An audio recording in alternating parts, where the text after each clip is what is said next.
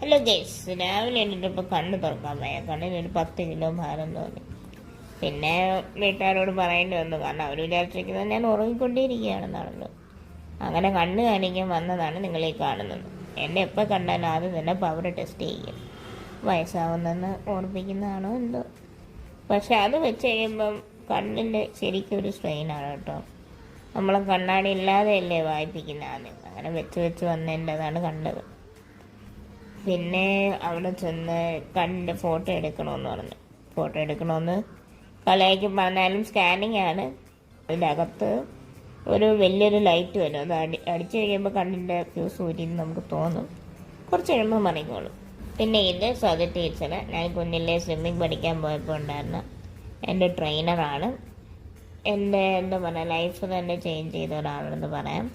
അങ്ങനെ ഒരുപാട് പേരുണ്ട്, അതിലൊരാളാണ്. ഇനി അടുത്ത ആൾക്കാരും ഞാൻ കുഞ്ഞിലേ തൊട്ട് കാണുന്ന എൻ്റെ ജീവിതത്തിൽ ഇമ്പോർട്ടൻ്റ് ആൾക്കാരാണ്. ബൈ.